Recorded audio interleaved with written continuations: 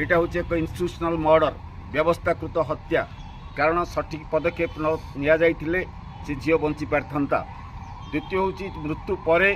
जो भाव में कर्मचारी ना स्टाफ ना गुंडा बाहिनी नियुक्ति करी पुलिस उपस्थित रे छात्र मान शारीरिक भाव में विताड़ित करवा विभिन्न ट्रेन रे विदा करवा ये जघन्य घटना कहीं करने साहस करनथिले। आ द्वारा बर्तमान ओडिशार एवं भारतर मान सम्मान एवं आमर डिप्लोमेटिक कूटनैतिक संपर्क आघात आसी एवं ता सहित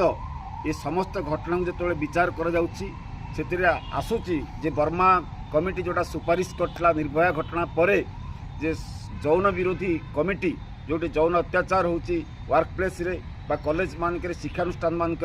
कंप्लेन कमिटी रहा दरकार जौन निर्यातना विरोधी कमिटी ता सबु स्तर रे किट गठन करथिला कि जदि गठन करथिला कार्यक्रम थिला कि आठू आरंभ करी कि भाव